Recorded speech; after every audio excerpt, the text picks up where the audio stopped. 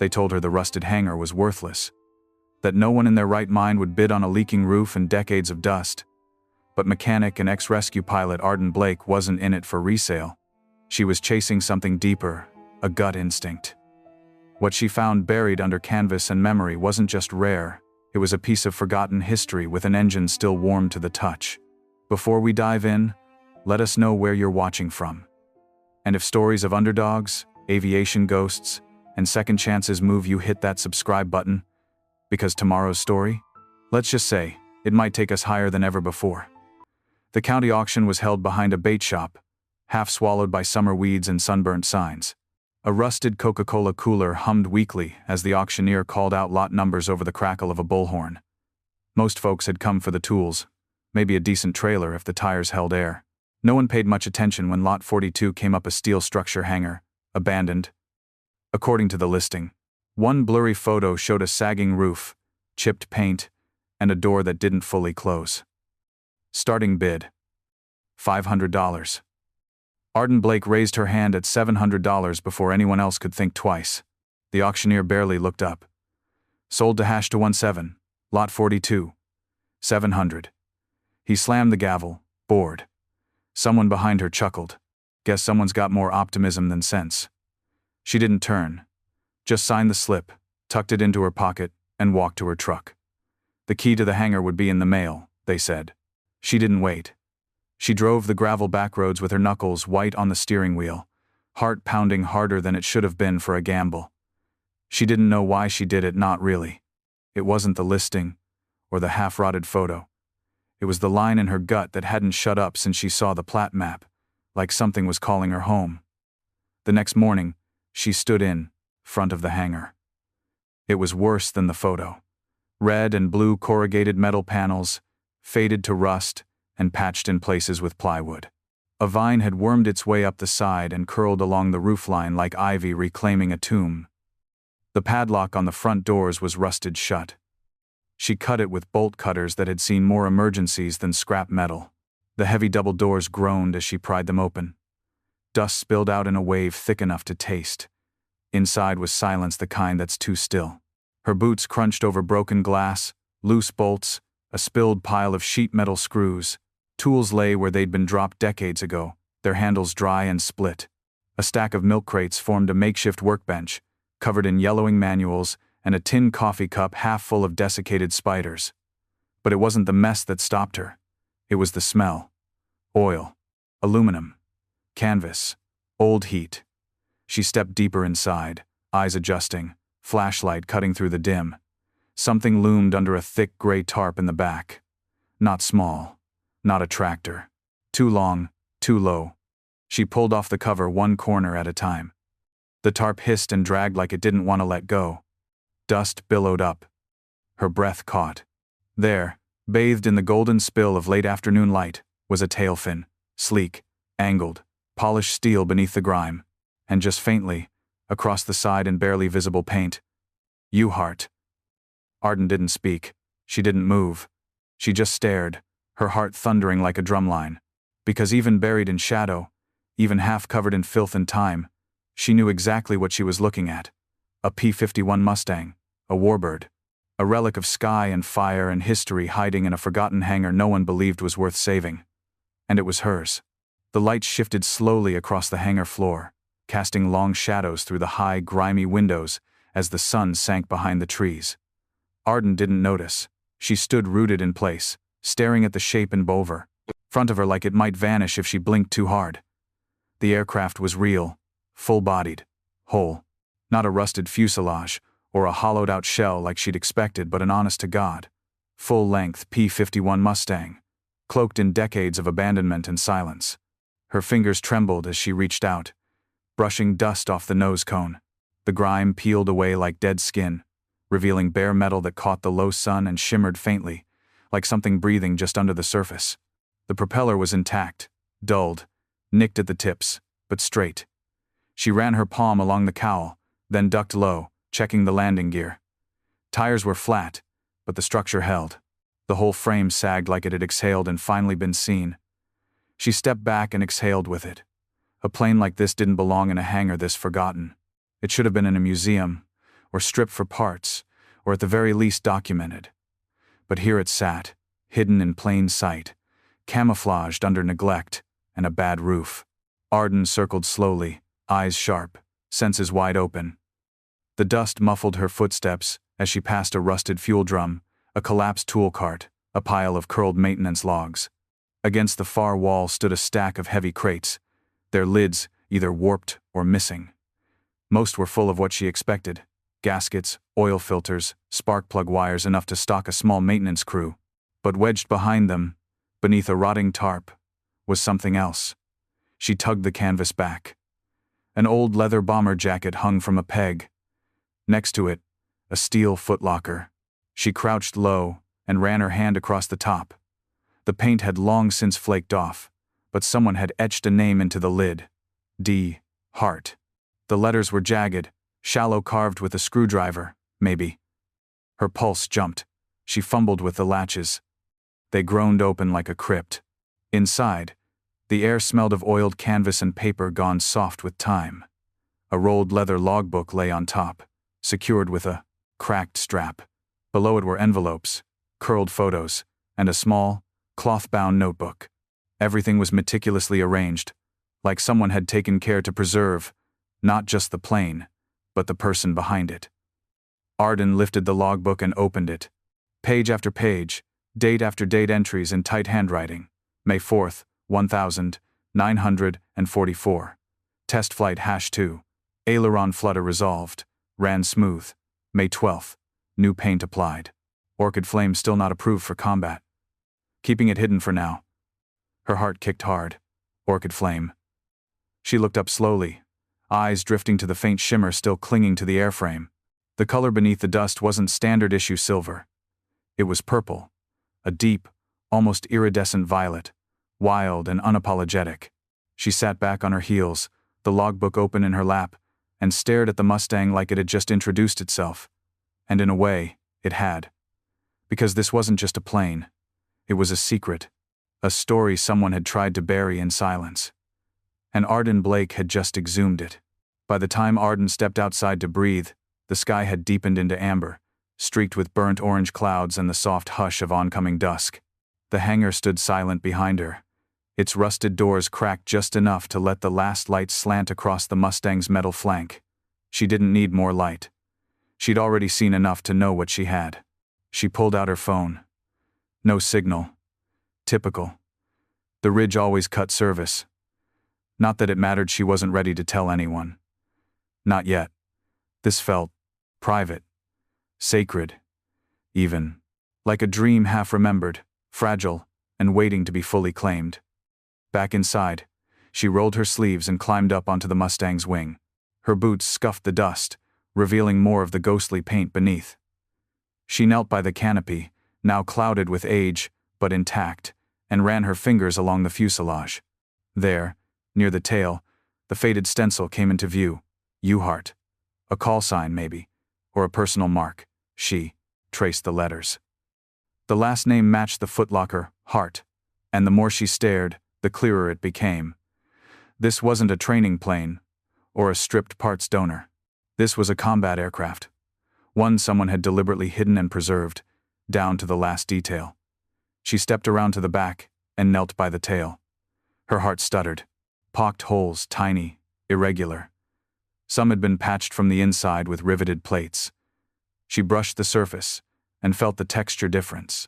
They weren't corrosion or factory rivets. They were scars. Bullet holes. Someone had repaired them quietly, carefully. From a distance, the metal looked whole. But up close, it whispered of danger, of survival. This plane had flown through something. And come back. She moved back to the logbook and flipped to a page marked by a sliver of folded cloth. The handwriting was shaky and this one rushed, maybe written mid-flight or on a post-mission high. The date read May 21st, 1944. Ran dark over channel. 2 bogeys, 1 confirmed hit. Took flak near wing route. Limped her home. Engine held. Orchid flame. You stubborn girl, you shine even when they try to put you down. Arden read the passage twice, then a third time. This wasn't a plane someone gave up on. This was a plane someone fought to keep alive. She stepped back again, arms folded tight. The scent of dust and metal and history clung to her. The past felt so thick in that space, she could almost hear the clatter of tools, the hum of an air compressor, the muffled jazz from an old radio in the corner. She imagined a young man, maybe no older than she was now, running his hands over the same metal, naming it, flying it, saving it, and then, for some reason, hiding it from the world. Why? Why bury something so beautiful? She didn't know yet, but she intended to find out. The air in the hangar felt thicker the next morning, like memory had settled into the dust overnight. Arden brought coffee, gloves, and a heart still pounding from what she'd uncovered. The Mustang waited in silence, its form still cloaked in that surreal violet underbelly, like a sleeping dragon beneath its scales. She didn't speak aloud, didn't need to. The plane had a presence now, like it knew she'd come back. She set up a small table near the open doors for light, and laid the contents of the footlocker out carefully, one item at a time. Each piece felt like an artifact, brittle and intimate. The leather logbook was already dog-eared and broken in places, its spine soft from years of touch. She thumbed through the entries again, this time slower. The name at the top was stamped neatly in ink. Lieutenant Daniel Hart, 340, 9th Fighter Squadron. Below that, a list of logged flight hours, dense, filled with codes and shorthand she recognized from her own pilot training days. But this wasn't standard military documentation. These were personal notes, observations, memories. And then came the letters. Most were unsent. Some addressed to a woman named Anna, others to someone simply referred to as Dad. Arden unfolded one, its ink faded but legible. April 2nd, 1944 Anna. They grounded me again. Paints, too flashy, for combat ops. I told them she flies smoother in color. They didn't laugh. Said she's not regulation. But I can't strip it off. Not after what it took to get her here. This plane, she's not just mine. She's everything I ever wanted to protect. Maybe someday they'll understand. If not, I'll keep her flying my way anyway. There was no signature. Just a single line at the bottom. Orchid flame doesn't follow orders. Arden exhaled. The letters painted a picture far richer than any manual could. This wasn't just a pilot and a plane. This was a love story, not romantic, but devotional. He had poured his soul into this aircraft, and when the world said no, he kept building anyway. She kept reading, following each new fragment like breadcrumbs into the past. One note described a mission over Normandy that never made it into the logbook. Another mentioned unauthorized mods, reinforced wing struts, engine tweaks, oil cooling hacks. Arden's fingers traced the notes with reverence. Whoever Daniel Hart was, he didn't just fly this machine, he fought for it. And then she found it, a small, square photograph folded into a page of notebook paper. It showed a man in his 20s, flight suit half-zipped, a cocky grin painted across his face. He stood in front of the P-51, leaning on the wing like he owned the sky. Arden stared at it for a long time. The photograph was creased at the corners, smudged by time, but still sharp enough to see the glint in his eyes. In the corner, scrawled in pencil, "First flight, the 17th of April, 2044. We flew like hell and landed like angels." She set the photo down gently and looked back at the Mustang. Whatever secrets this hangar held, they had always been meant to fly again. And she was the one meant to bring them back to life. The town of Coldwell Ridge hadn't changed much in 50 years. Just a single diner, 2 stoplights, and a barber shop that still doubled as a history archive depending on who sat in the leather chair that day. Arden parked her truck outside with the photo of Daniel Hart tucked in her back pocket, and a question on her mind that wouldn't quit. Someone here had to know the name. A warbird like that didn't disappear without a story. Or a secret. The bell above the door jingled as she stepped into the Coldwell Cafe. It smelled like bacon, old coffee, and fried memories. Heads turned. The regulars didn't recognize her, not yet. But in a town this small, curiosity traveled faster than gossip. She walked straight to the counter, photo in hand. "Excuse me," she said to the woman pouring coffee. "Do you know anyone around here who might remember a man named Daniel Hart?" The woman paused, slowly set down the pot. "Depends," she said. "You mean Danny Hart?" Tall, quiet type. Used to fly for the army? Arden's heart jolted. That's him. Do you remember him? Before the woman could answer, a voice spoke up from behind her. I remember Danny. She turned. An older man with silver hair and a cane sat 2 stools down. Thick glasses pushed up onto his forehead. His eyes were cloudy, but sharp with the kind of clarity time couldn't dim. Name's Mason Cooper, he said. Used to be Danny's neighbor. Hell, I watched that boy learn to ride a bicycle down the gravel path out back. Damn near knocked out my mailbox every summer. Arden smiled faintly. You knew him well? Mason nodded. Knew his whole family. Quiet folks. Danny signed up young, too young if you ask me, but had a head for flying like you wouldn't believe. Some said he was born with the sky in his bones. She handed him the photo. Is this him? Mason's fingers trembled as he held it. That's him all right, he whispered. Lord, look at that smile.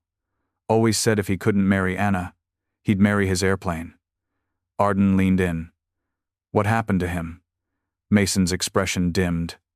He came back once. I think. Briefly. Maybe 46? Folks said he wasn't the same. Didn't stay long. Sold the family farm. Disappeared. Some thought he moved north.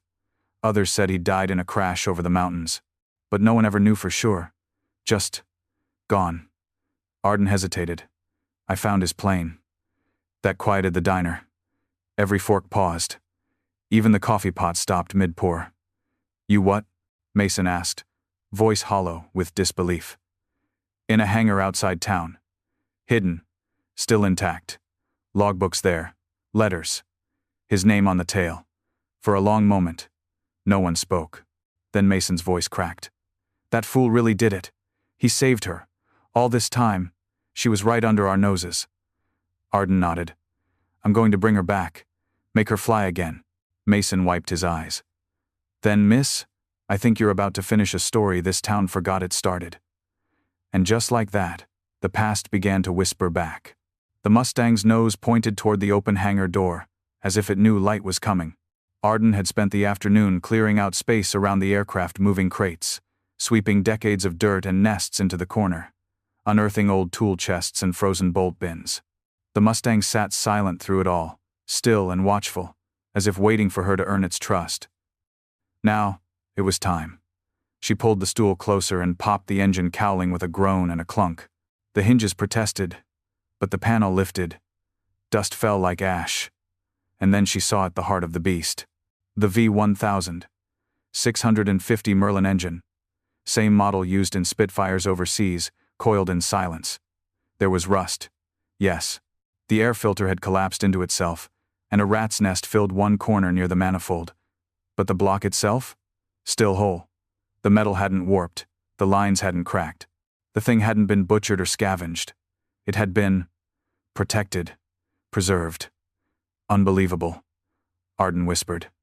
She reached for her flashlight and angled it along the intake. No water damage. Oil residue still clung to the seams. Whoever last touched this engine hadn't just walked away, they'd sealed it up like it was sacred. She started gently checking every line, tracing the fuel system, photographing every inch. The magnetos were worn but intact. The oil filter looked ancient but original. And when she reached for the crank and gave it the slightest turn with a breaker bar, it moved. Just a quarter inch.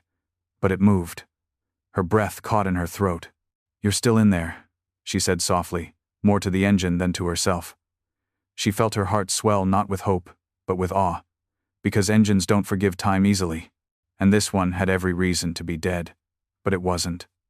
This plane hadn't just been hidden. It had waited.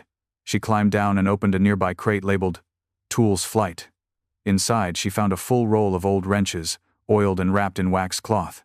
She laid them out carefully, reverently. Then she pulled the spark plugs, each one groaning free after years in place. Rusted, yes, but not fused. She examined the wires. Cloth-wrapped. Original. Brittle. Everything was exactly as it had been left, and it told her one thing. Daniel Hart didn't intend to abandon this plane forever. He thought he'd come back. She sat on the wing edge, legs dangling, staring at the engine as the late sun flared through the door. In her years flying medevac helicopters, she'd seen wreckage. She'd seen what it looked like when machines gave up, or were forced to. This wasn't that. This was a plane held in place not by damage, but by memory. And now, maybe, by purpose. She whispered into the silence. "All right, old girl. Let's see if you still remember how to breathe." And the Mustang sat there, as if it had never forgotten. The next 3 days blurred into a rhythm Arden hadn't felt in years, the kind of obsession that drowned out time, hunger, even sleep. The Mustang wasn't just a project now, it was a calling. She arrived before sunrise, with black coffee in a thermos, and left long after the stars had emerged, hands raw and eyes gritty, but with something deep inside her quietly reigniting. She started with the electrics. The wiring was cloth-sheathed and dangerously brittle. She traced every line with care, mapping it like veins in a body. Some were salvageable, most weren't. So she began the slow, painstaking process of rebuilding one connection, one crimp, one fuse at a time. She scoured the hangar for spools of copper, old avionics gear, even spare solenoids stored in weatherproof tins. A junked battery sat in the corner, long since dry. She replaced it with a marine-grade lithium setup from her workshop back home, carefully hidden under the original mounts so nothing looked out of place. She wasn't restoring for show, she was restoring for soul. The magnetos were next. She pulled them apart on the hangar floor, surrounded by diagrams, tools, and a playlist of vintage big band music playing softly from her Bluetooth speaker. Benny Goodman and Glenn Miller felt like the only fitting soundtrack. It wasn't nostalgia. It was homage. By dusk on the 3rd day, she had something close to ready. She double-checked the oil fresh, golden, hand-poured from vintage-style cans she found sealed in a side cabinet. It felt ridiculous to trust them after so long, but the seal was tight, the contents clean, and something about using what Daniel Hart left behind just felt right. Then came the moment. She stood in front of the cockpit, fingers curled around the throttle lever, breath held tight in her chest. The prop was free. The lines were clear. The new battery was wired in. She turned the key. Nothing. She jiggled the panel, checked the kill switch, then tried again. This time, a faint click, a slow hum, then cough. Just one. A half-hearted sputter like a throat clearing in a long-forgotten room. She froze. Then it came again. Cough, hiss, clatter. The prop spun once. Then twice. Then silence. But she was grinning now. She ran to the engine, checked the primer pump. Fuel was sluggish but present. She adjusted the mixture, checked the choke. Back in the cockpit, she turned the key one more time and whispered, "Come on, girl." Just a whisper. Just a heartbeat. The engine gave a violent shake, then a low, guttural boom. Exhaust coughed from the pipes. The hangar filled with the pungent bite of combustion and carbon. For 3 glorious seconds the Warbird's engine roared rough, angry, but alive. Then it sputtered and died. Arden sat back in the pilot seat, heart hammering, mouth open in a silent laugh. The Mustang had spoken, and it remembered how to wake. The next morning, Arden stood beside the Mustang with the hangar doors wide open, sunlight pouring in like a benediction. The smell of burnt fuel still lingered, and so did the sound or the memory of it, that brief, breathtaking roar from the Merlin engine echoing in her ears like the beat of a long-lost drum. She hadn't slept much, didn't want to. Her dreams had been full of clouds and propeller whine, and the kind of weightless joy she hadn't felt since her first solo flight. She ran her hand across the edge of the cowling. "You've still got a voice," she said softly. "Now let's get you singing again." She was mid-sentence, when a voice called from the entrance. "Excuse me, this where someone woke the dead yesterday?" She turned. A man in his 70s stood just outside the hangar, leaning against a cane made from aircraft-grade aluminum. His eyes were sharp beneath the brim of a grease-stained Air Force ball cap. The embroidered wings on his chest pocket were faded but unmistakable. "I'm guessing you're the one who brought the Merlin back to life," he said. "Name's Walt Garrison. Used to turn wrenches on these old birds, before most folks in this town were born." Arden blinked. "You worked on P-51 seconds?" "Sure did. Korea. Bit after their heyday, but the bones were still the same. Word got around you found one, and I'll be damned if I'm gonna let you bring it back alone." Arden didn't know what to say. Walt didn't wait for permission. He stepped inside, took one look at the engine, and whistled low. "She's not pretty, but she's honest. That's more than I can say for most machines these days. He walked around the plane slowly, one hand trailing the wing edge with reverence. Paint's not standard, he murmured.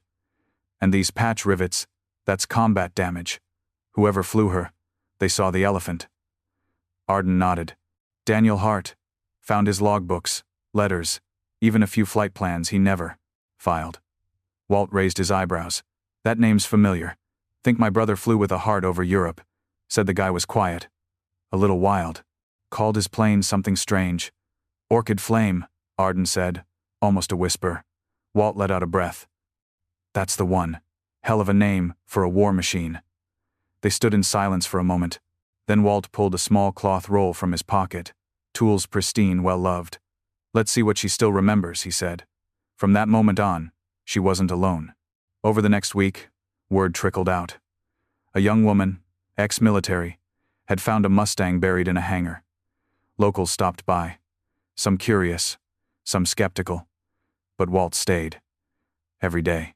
They cleaned the fuel system, traced every hydraulic line, argued about torque specs, and ate sandwiches in the shade of the wing. And somewhere between the first cylinder firing and the second oil flush, Walt said something Arden would never forget. This plane, he said, it ain't just metal. Some of them, they keep the soul of the pilot. And this one? She's got heart. Walt was the one who spotted it.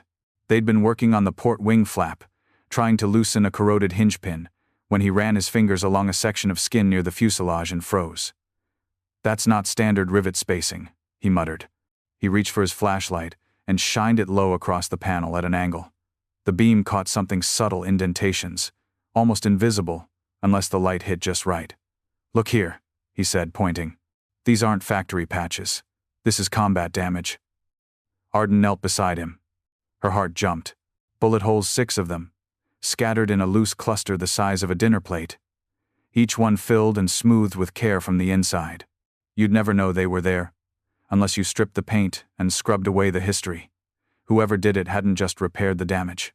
They'd hidden it. She swallowed. How could that much damage not be logged officially? Walt sat back, wiping sweat from his brow. Sometimes missions didn't make the paperwork, especially if they weren't supposed to happen in the first place. You think Hart went rogue? Walt didn't answer immediately.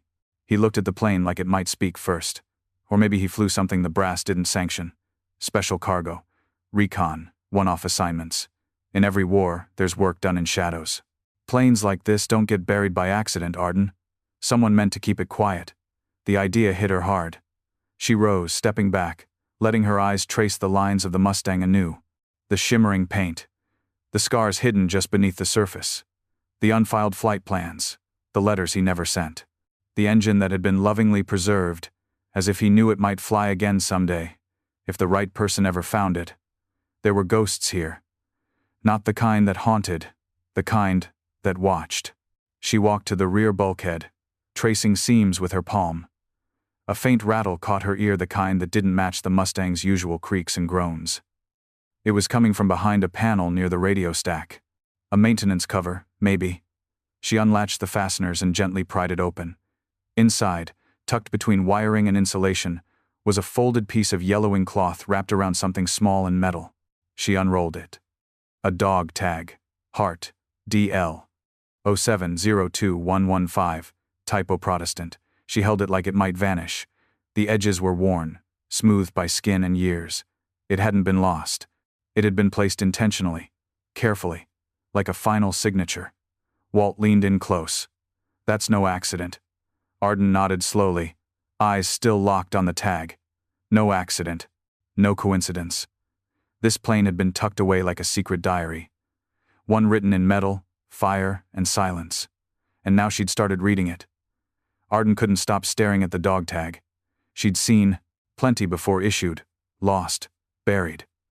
But this one didn't feel like an artifact. It felt like a whisper. Like Daniel Hart had tucked it behind the panel not to hide it, but to leave it for someone. Maybe even for her. Walt sat beside her, silent now. The air in the hangar had shifted, heavy with reverence. They didn't speak for a while, just sat with the moment. Later that evening, as the sun dipped low and the Mustang glowed faintly in the dying light, Arden decided to go over every inch of the cockpit.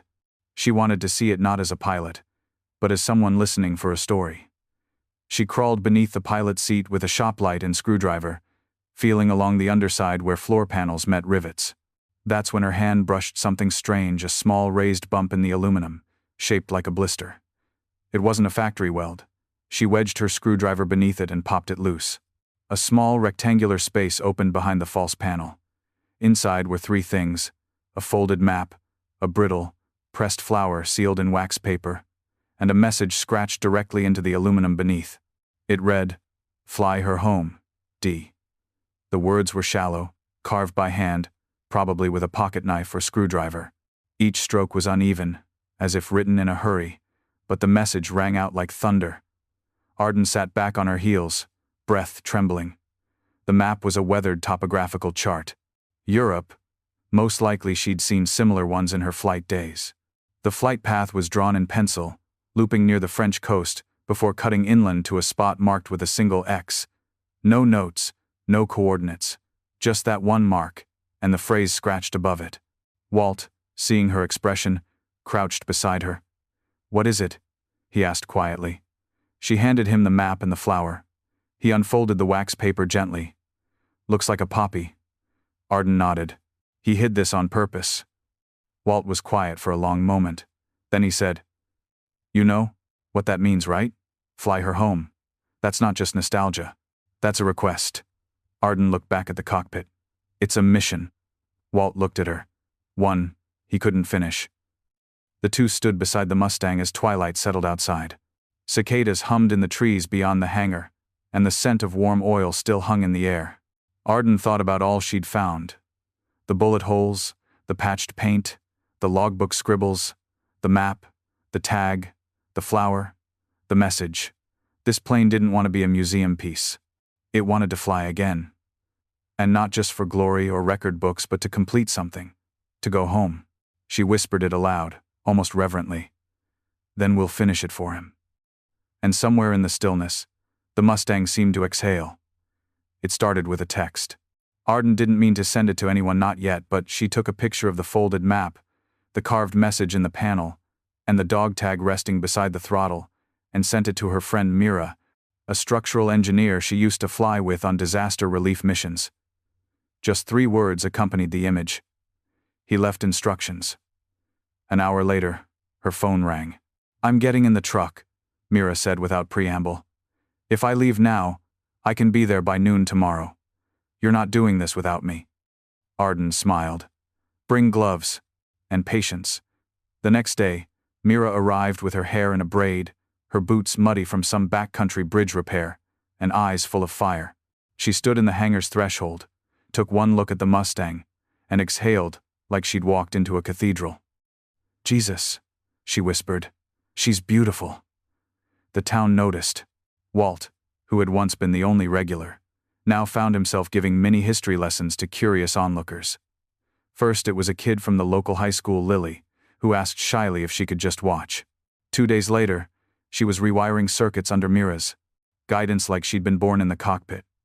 Then came Ralph, a retired riveter who hadn't stepped foot in a hangar since 1982 and mostly missed the sound of aircraft skin under his knuckles.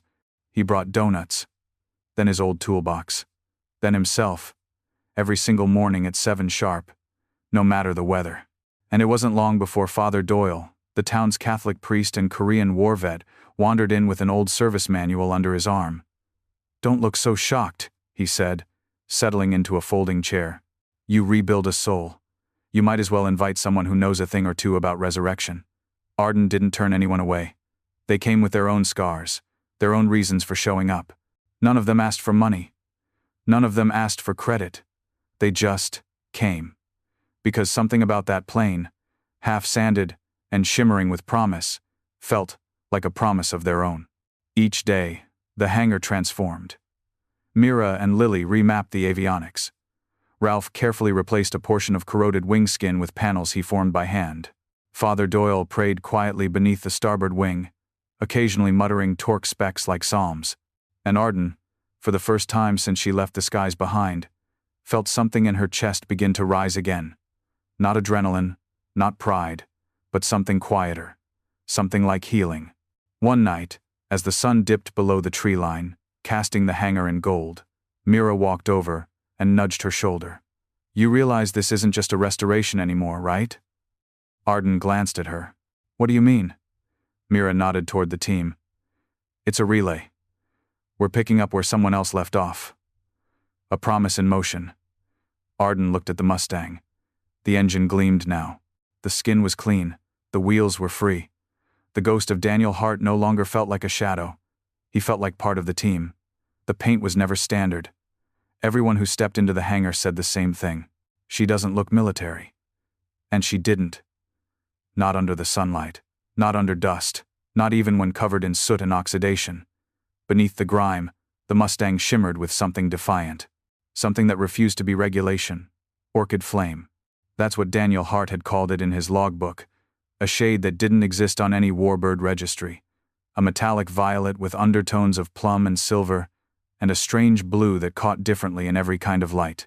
Arden had seen it glint like fire at sunset.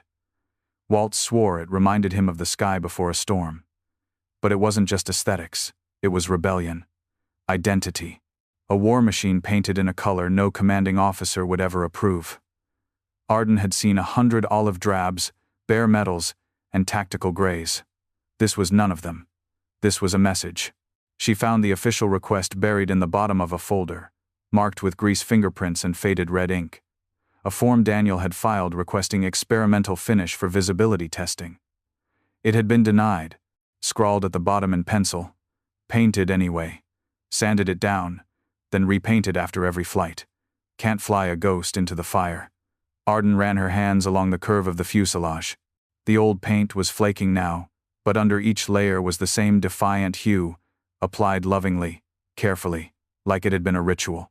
Walt confirmed it. Some guys hid nose art. Hart hid color. She made the decision that afternoon. We're painting her the way he intended. Mira raised an eyebrow. Even if it's not period? Correct? She wasn't a period. Correct man. Ralph grinned. Good answer. They started by stripping the fuselage down to bare metal, sanding by hand to preserve the integrity of the aluminum. Each flake of paint that curled away revealed more of the original orchid flame beneath clinging on through decades, stubborn as Hart himself.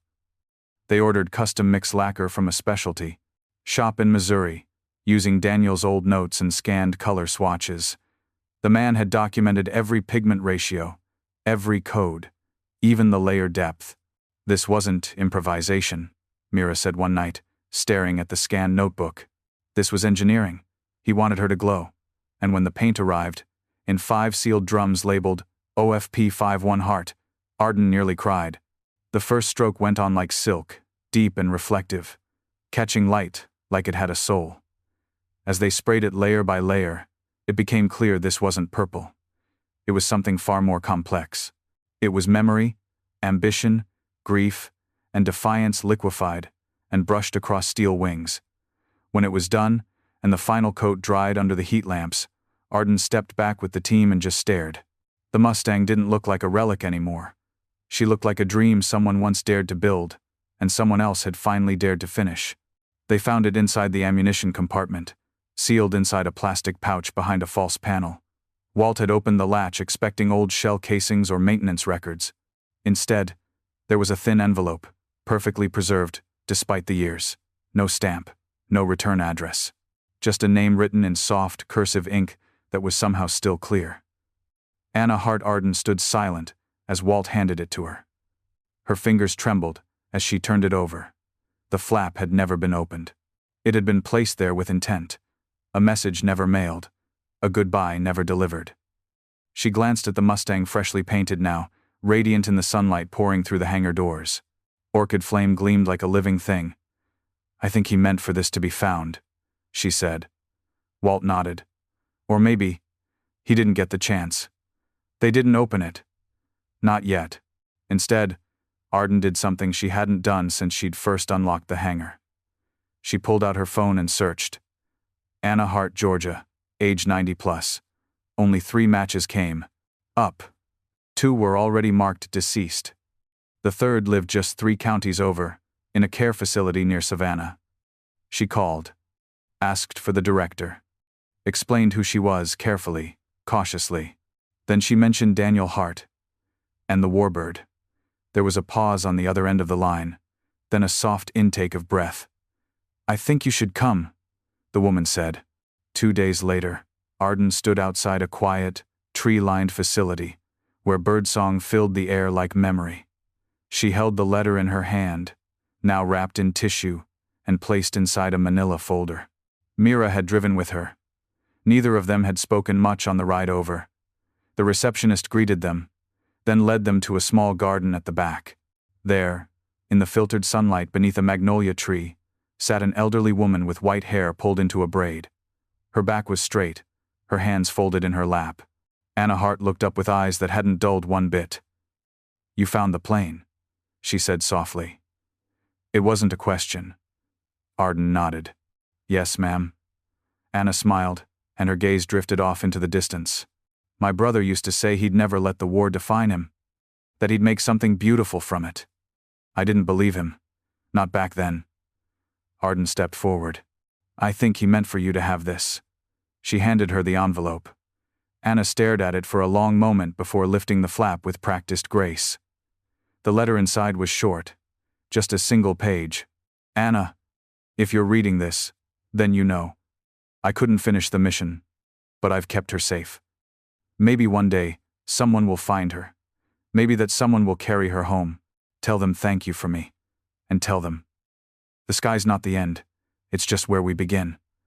Love always." Danny Arden didn't speak. Neither did Anna. The wind moved gently through the trees.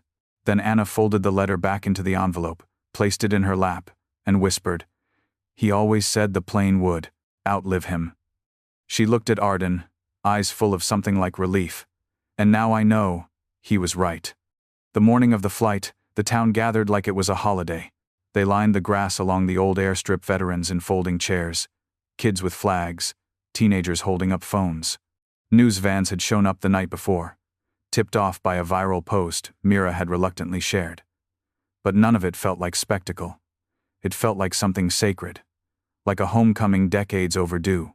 Arden stood alone in the hangar, one hand resting on the edge of the cockpit.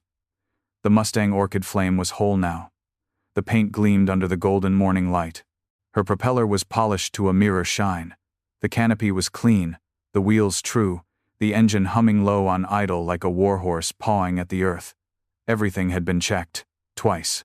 The FAA had granted a special historical exemption, thanks to Walt's paperwork, Arden's credentials, and the meticulous documentation they'd compiled. She'd completed test runs, taxi tests, control checks. But this was different. This was flight. Walt stepped up beside her, slipping a patch into her hand.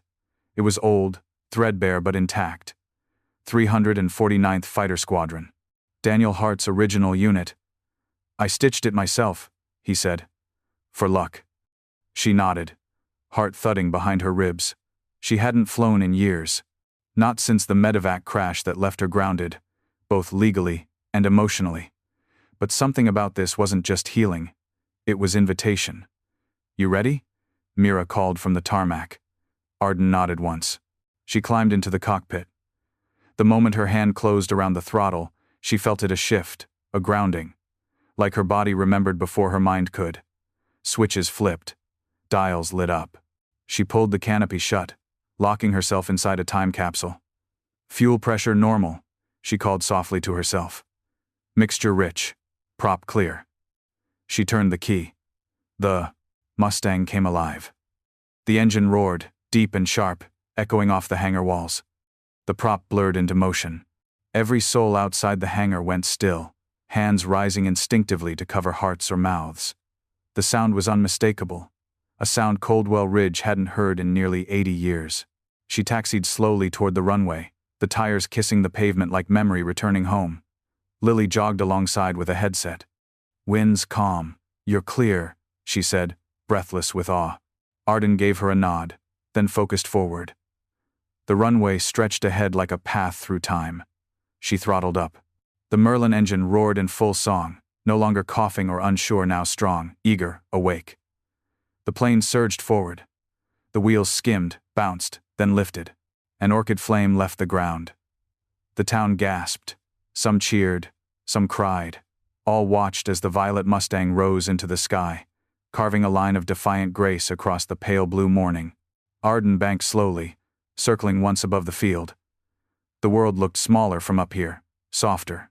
But what hit her hardest was the silence inside the roar, a calm that filled her chest in a way nothing had since the day she stopped flying. She leveled out, trimmed the wings, and whispered, "We did it, Danny." And for the first time since the hangar door opened, the plane didn't feel like a machine anymore. It felt like someone saying thank you.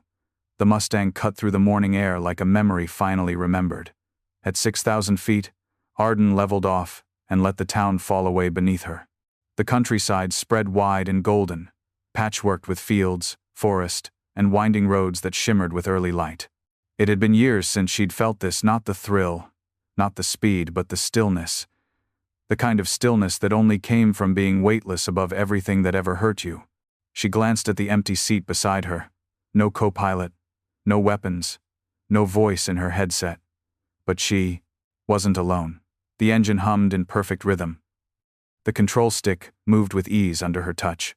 And from the way the plane held steady, like it knew its own path, Arden couldn't shake the feeling that Daniel Hart was still here.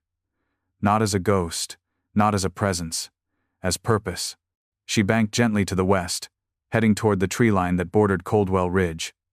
Down below, the hangar gleamed with its newly repaired roof. People stood outside, shading their eyes, some waving, some saluting. She recognized the flash of Lily's phone recording, the white of Father Doyle's collar, Mira's hands cupped around her mouth as she shouted up into the wind. They looked so small from up here, but they had all built this together. Arden pressed the throttle slightly and the Mustang surged forward, its wings dipping just low enough to skim the edge of a cumulus cloud. The light caught the paint. Orchid flame blazing in the sun, the violet shimmering like something alive. For a moment, she could see it all. Daniel, standing beside the wing, grinning with engine grease on his cheek. Anna, holding the unopened letter against her heart. Walt, tears in his eyes, as the engine roared for the first time. She saw the younger version of herself too, the one who walked away from aviation because grief had taken the sky from her. That girl who never thought she'd fly again, who believed she was broken. But up here, above the pines, nothing felt broken anymore. The Mustang banked again, turning over the long spine of forest where rumor had it Daniel Hart used to fly low just for the thrill of hearing the treetops shiver. Arden eased the stick forward, and the nose dipped just enough to feel the wind push back, playful and firm. The trees rose to meet her. She flew low, then lower, the wings slicing through clean October air, engine purring like a lullaby. She looked to her left, a reflection in the canopy imagined, maybe, or remembered. A young man in a grass flight suit, hands steady on the controls, eyes forward, calm and unafraid. He didn't speak. He didn't need to. As Arden pulled the Mustang up and leveled out again, a single sentence rose in her chest. A sentence, not from Daniel, not from Anna, not from Walt, from the plane itself. "You brought me home." And she whispered back, through tears and wind and sunlight, "You brought me home too." The hangar was different now. Not just cleaner, or organized, though it was both. It felt alive, like something had shifted in its bones. The shadows weren't as heavy. The silence, when it returned, wasn't empty. It was full. Of memory. Of meaning. Of stories that had finally been spoken aloud. The Mustang sat in the center of it all, proud and gleaming. Not a relic, not a display. A living thing. Orchid flame radiant in the shifting light. Daniel Hart's initials stenciled once again on the tail. People still came by every day, some to gawk, some to whisper thank you, others to just be near it. Arden had flown her 3 more times since that first flight. Once alone. Once with Anna Hart, who stood in the open hangar doors afterward, and touched the fuselage like she was brushing her brother's shoulder. And once with Lily in the back seat, eyes wide, voice shaking as she radioed in a mock call sign. She'd never forget what the girl said when they landed. "I didn't know history could feel this real." That's what Arden had built, not a plane, not even a restoration, a connection. She stood now beneath the wing, a rag in her hand, polishing the last of the exhaust residue from the cowl. Walt sat nearby, sipping coffee from a thermos older than most of the town. Mira was inside, building a digital archive of everything they'd found: logs, letters, blueprints, even the original flight map with its single X. They were thinking about flying the route, finishing the mission. But not today. Today, Arden was still. She looked up at the Becher ceiling rafters. The vines were gone. The roof no longer leaked. The doors opened smooth. The floor gleamed faintly where engine oil used to stain it. They'd renamed the hangar. A new sign now hung just above the entrance. The Hart Memorial Hangar, home of Orchid Flame. Arden hadn't asked for that. But when they unveiled it, Anna had smiled and placed her hand on Arden's shoulder.